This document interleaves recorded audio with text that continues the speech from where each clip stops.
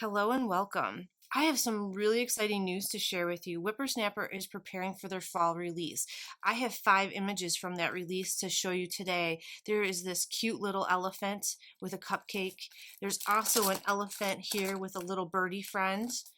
There is a lion with presents. How cute. This really unique cup of coffee with flowers and this butterfly is really elegant. And lastly, a patriotic gnome. There are so many cool stamps in this release. I'm going to put the link in the information below this video. Feel free to check it out. She has many of the images already loaded. They'll all be there by early September. So I hope you will check those out and see what cool things Whippersnapper has coming for you. Today, I'm going to ink up this elephant here. I've already got it loaded into my Misty. And I'm going to color it with my Copics, and I'm going to kind of make this more of a tutorial for beginners. This way, if you're just new to Copics or new to Whippersnapper stamps, maybe you can find some tips or techniques that will help you with your coloring at home. So let's get started. So he's in my Misty already, and we're going to ink him up with Memento ink. Now, the reason I'm using Memento ink is it's a Copic safe ink. I'm also using paper that is designed to be used with Copic markers.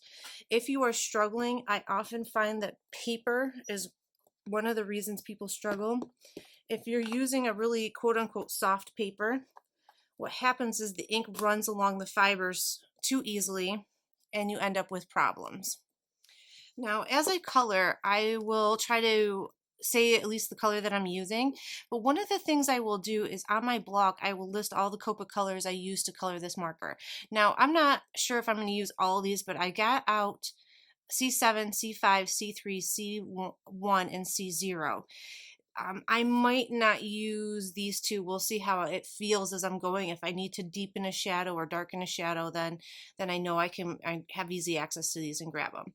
Now, if you're like, I don't have any of these C markers, don't worry. Use what markers you have.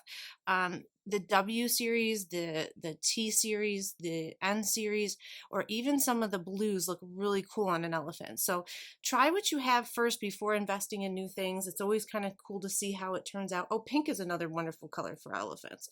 So let's get started here. I'm going to take C0, and I'm just going to put a little bit around the edges of his face.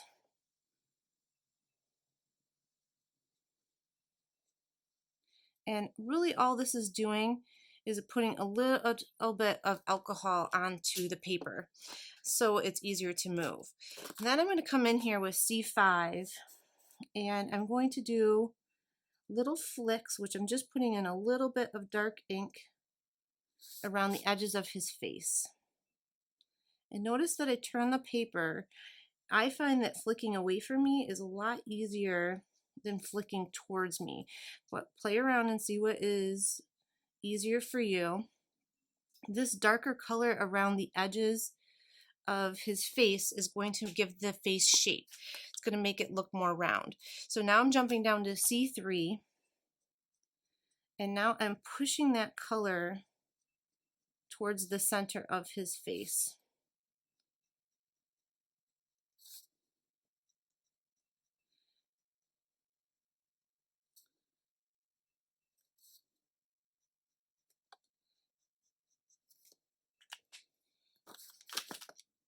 And now I'm taking C1, pushing that even farther into his face.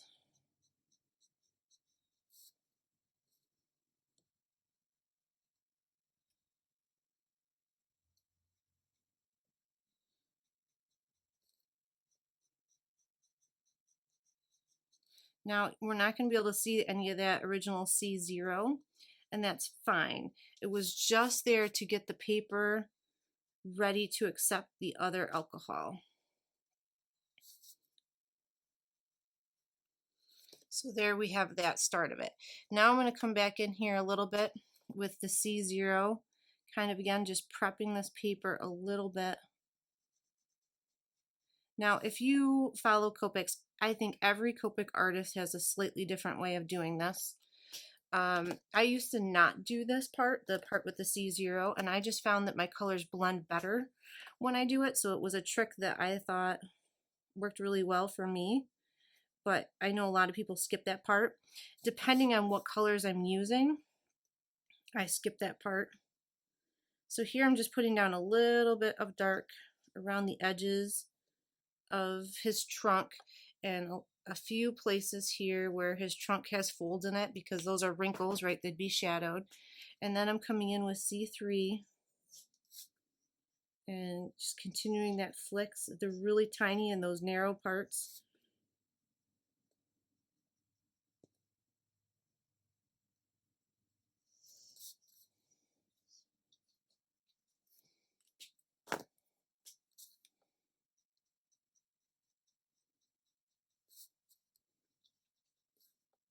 And this is C1, just blending that all in together. So now that I have a little trunk, oh, how cute is he?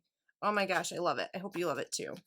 All right, now I'm going to come in here and I'm going to start right off with my C5, and I'm just going to flick in a little bit of color on each of the top parts of his ear, because I imagine that those are going to be tucked behind his head just a little bit, so they're going to be more in shadow.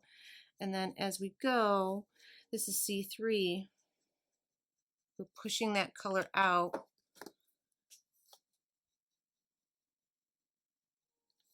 And C1.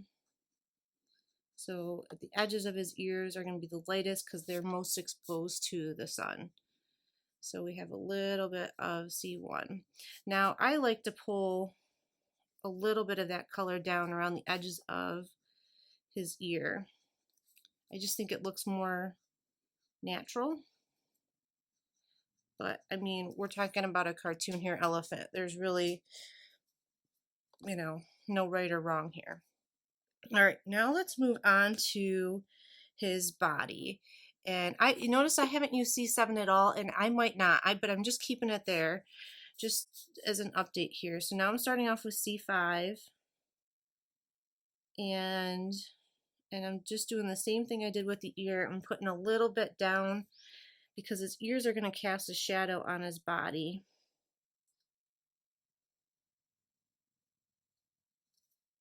And be careful not to get any into your cupcake. And now I'm coming in with C3.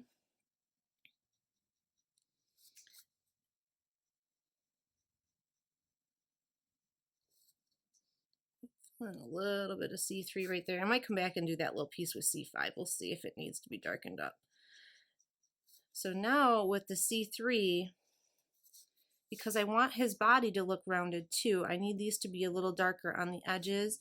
I need it to be a little darker under his trunk. So what we might have to do is come back in with C5, but I want to do the whole body first before we go in there. So I'm coming in with C1. And you could have, this is more of an intermediate. I didn't go in here with my C0. So if you're struggling, keep doing that C0 step. If you're doing okay with your blending, then you can skip the C0. I really wanted his face to be really well blended, so that's why we went in there with that. Showing you some different options, I guess. All right, now this looks okay, but I think that we could look better. So what I'm going to do is come back in with my C5, and this part here, because it's got a cupcake shadowing it, it's got his trunk shadowing it, that definitely needed to be darker. So I darkened that up. Now we have this issue with his trunk.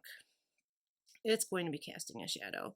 So now I'm coming in with C5, and I'm going to put a little bit around the edges of his trunk. Also going to put a little bit around the edges of this cupcake, and I'll darken it up on the side. Now I'm going to come down here and under his belly, because he's got a belly, right? He's a cute fat little elephant. He's got a belly.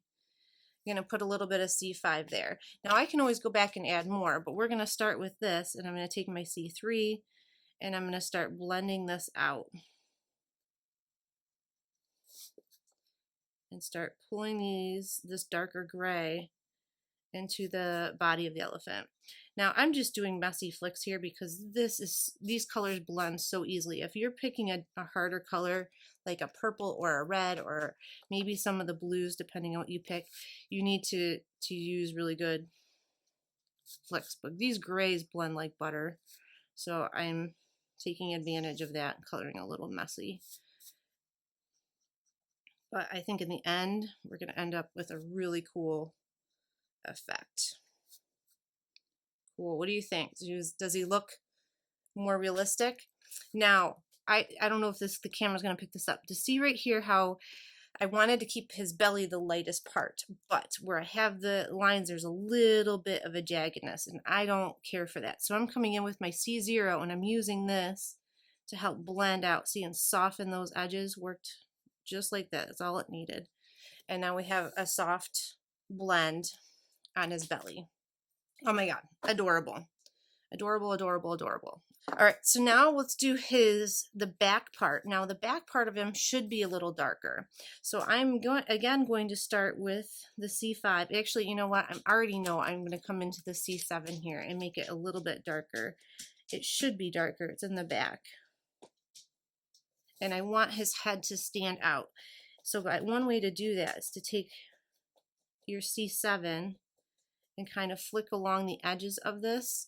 And then we're going to take our C5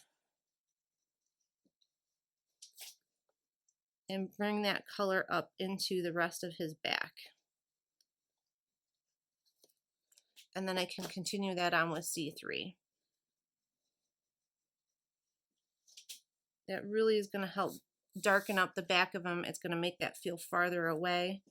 The farther things are, generally the darker they are. Okay.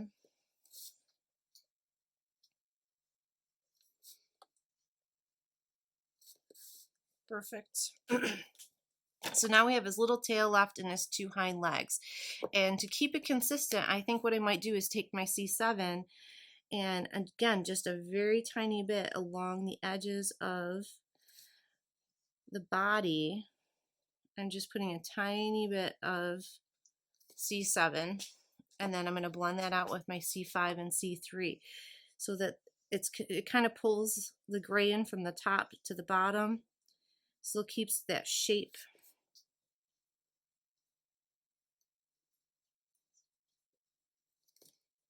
And I'm just doing teeny tiny little flicks just to pull that color out a little bit, and then topping it off with my C3.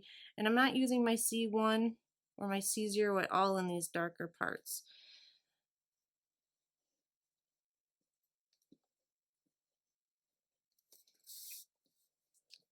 Okay, now I got a little bit of gray into my toenail, and that's fine. I'm going to come back and fix that in a second.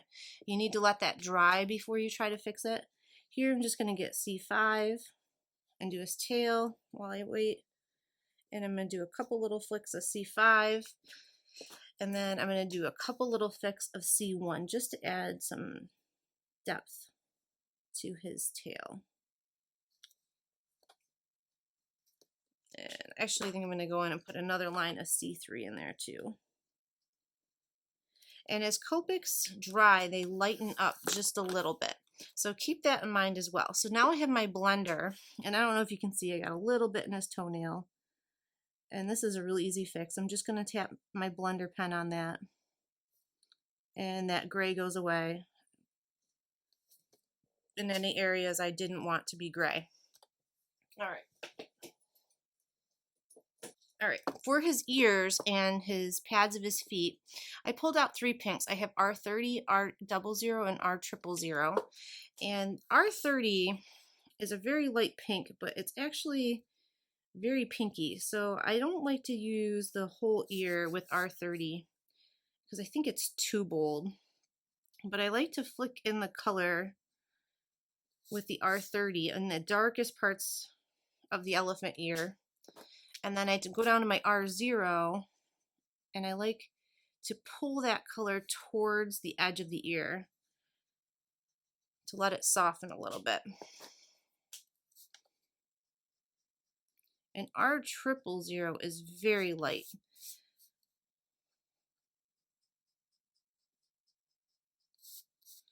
You can kind of pull that in and then blend that in with this gray over here. And we're going to come back in with the gray. We're not done with it quite yet, but we're just laying down the foundation here. Now, this is a personal preference. To me, that pink is still too bold. And so one of the tricks I've learned is to go back in with my C0. And now that I have it all blended the way I want, I kind of put one coat of C0 on top. And I feel like that gray, maybe it's 2 coats, however you want to do it, until you think it's done. There's the difference. See how it softens it? And I feel like it makes the gray, pulls the gray into the ear a little bit more, and it looks a little more natural. If you can do that on a cartoon elephant, I guess. So here, I'm going to do the other side now. Pulling that in. This is just one of the little tricks I've learned through the years. Again, if you liked it the way it was before, leave it. Don't do this step. So there we go. Now we've softened that a little bit. Now on the feet, I did the bottoms of his feet. I'm only going to use ROO. And I'm not even so worried about shading this so much. It's such a small piece of this whole thing. Perfect. So we have the bulk of our elephant all done. So we just can add some tiny little details here and there. So let's put these colors away and get some other ones out. All right, so the next set of colors I pulled out is some of my favorite greens, G46, G43, G40, and then YG67. YG67, I'm just kind of setting over here as my standby. But I'm going to start with my, if you're a beginner, let's do it the beginner way, the early way. We're going to start with G40. This is I call this mapping, kind of deciding where I want my grass to be. Once you get the hang of this and you are more confident with your markers, you will find you'll skip this step. But in the beginning, it's kind of good to have a little idea of where you're going to have your elephant sit. And so now I think he feels like he's sitting on top of a hill. Now I'm going to jump up to my G46. And I'm going to start adding in some shadow. So where the elephant's sitting should be darker than the other parts of the grass. And I'm going to blend this out a little bit with my G43 so that we have a more continuous grade in our grass. Now, I don't want to blend it out completely.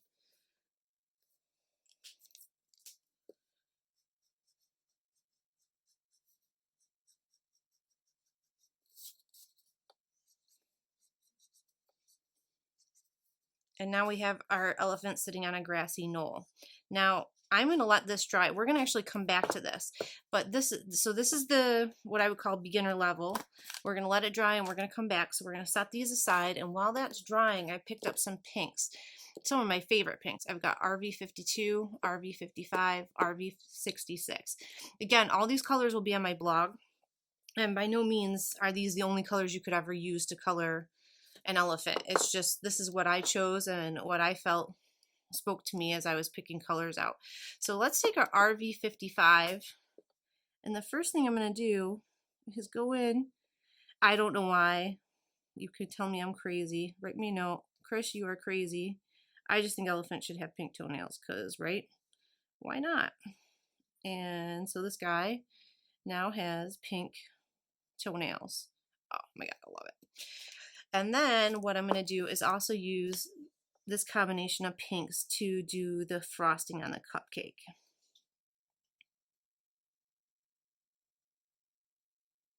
So I'm taking my lightest color and coloring the entire cupcake. Now I'm going to take my darkest color and in the bottom of the cupcake, I'm going to add a little bit of detail or shadowing into the bottom and then blend that out. Now I'm going to my medium pink.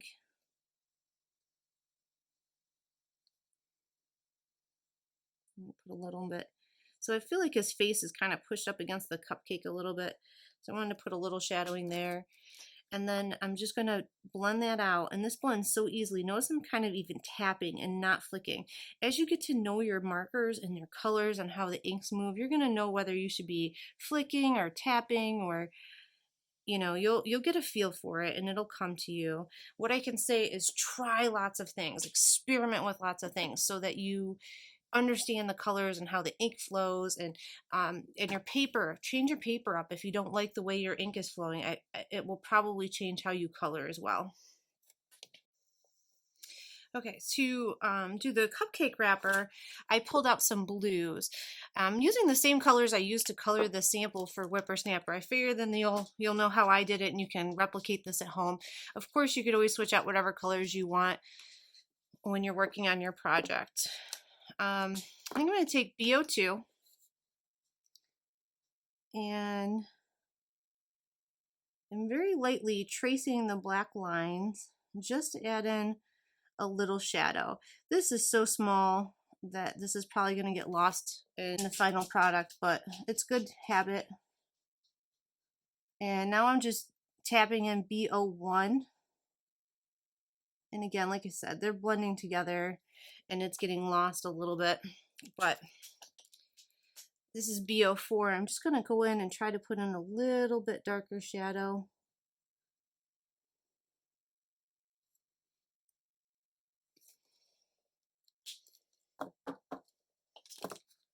On the cupcake wrapper.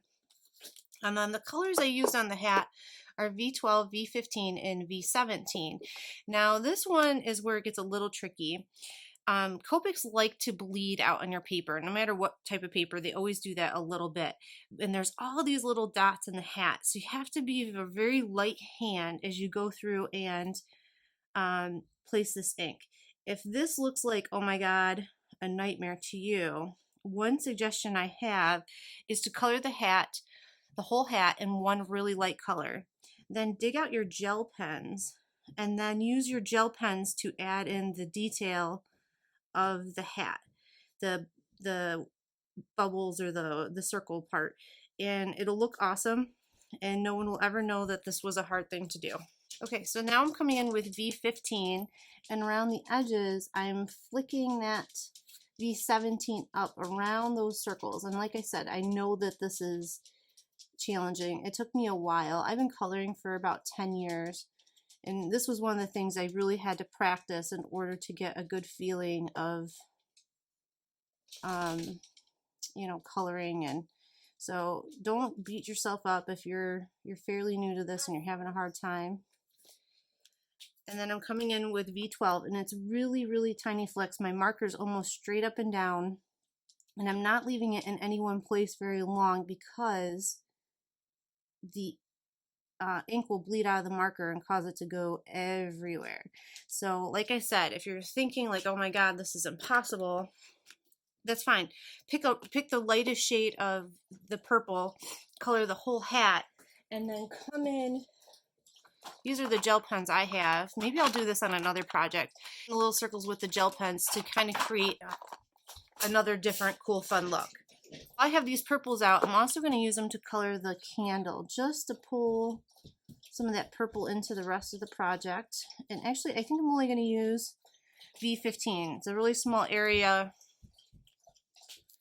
And then lastly, for the flame, I'm going to take Y15.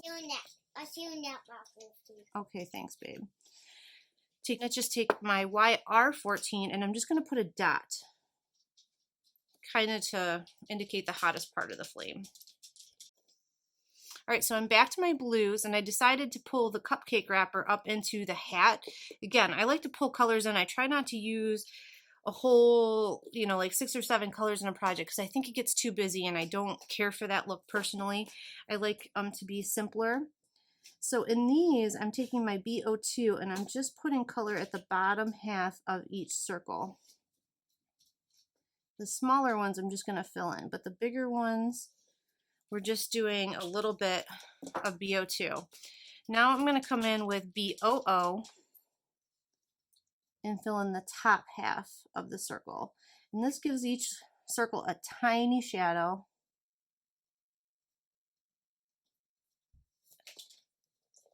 just a little bit of interest. And then here in the, I don't know what you call this, the puff of the hat, I don't know, the top of the hat, I'm going to just flick in a little detail, and then I'm going to kind of keep flicking in the lighter colors, and as they get lighter I'm going longer so that they extend all the way out to the outer edges of this little puff ball. Okay, so we are done with our blues.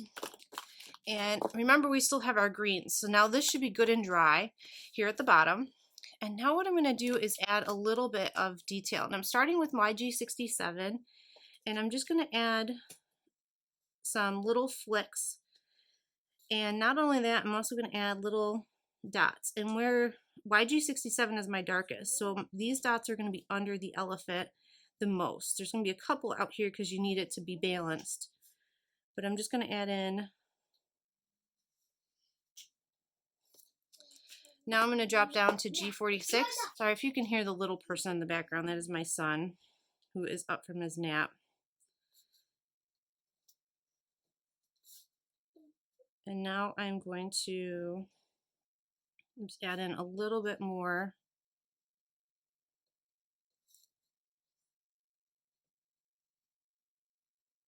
And it's important to kind of make it random. You don't want it to look planned out. And actually I think I'm going to extend my grass down a little bit and blend that out with G40. Looks like a hot mess, but it'll be okay, I promise. So as I blend it out with G40, it's going to blend right in. Gives me a little more grass to play with. It's a little wet. But now these I'm making big and splotchy on purpose. So the darker the color, the smaller the dots. The lighter the color, the bigger the dot. And this is going to give you the texture that you want in your grass.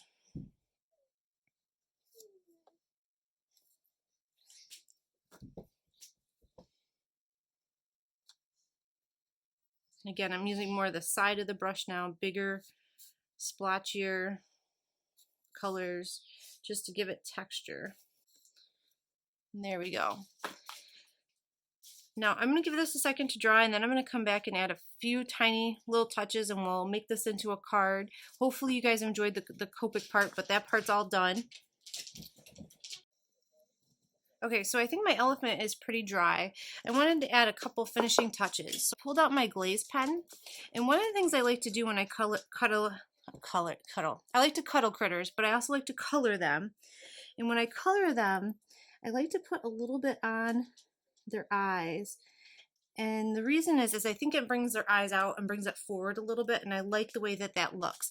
Now that takes about a minute to dry, so I'm going to push him up here, and while he's drying, I'm going to take this piece of blue paper. It's like a indigo, actually. It's really kind of a cool color.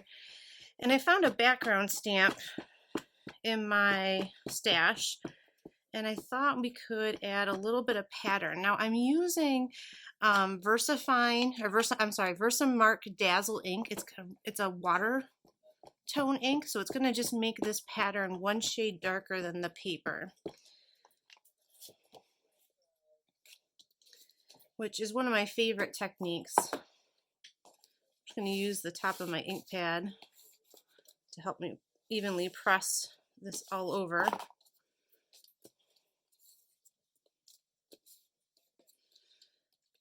We pull this up and we see now we have a really cool background. And off the top of my head, I can't remember who makes this, but I will try to find out, and I'll link that below. And I don't know if you guys know, but Whippersnapper has an affiliate company called Creative Pals, and Lisa, who runs that store, might be able to get some of these supplies in if she doesn't have them already. I'll have to talk to her about that. I have not. Now I'm going to put this into my Misty, and I pulled out a sentiment. This is from My Favorite Things. So I'm going to use this as a placeholder so I know where this is going to go on my card.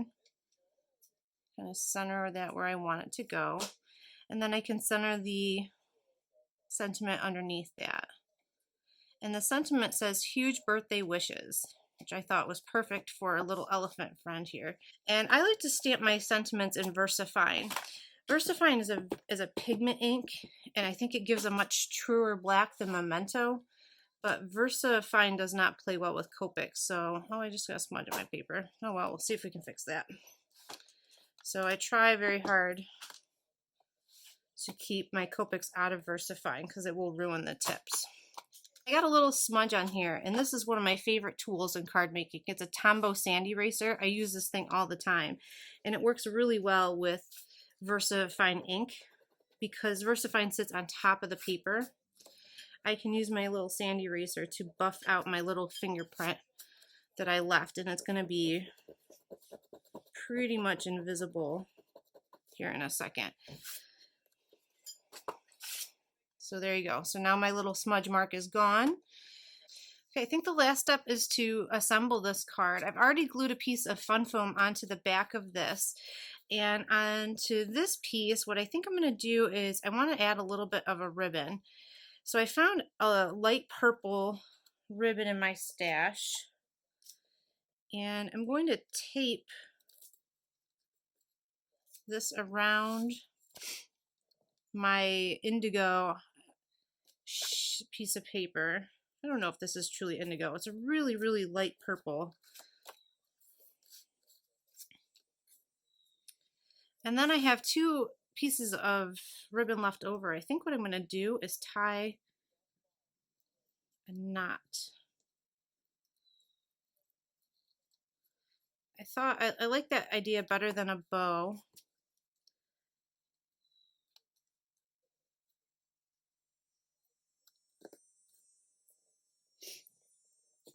And I was actually debating about putting 2 knots on here just to give it a little bit more interest.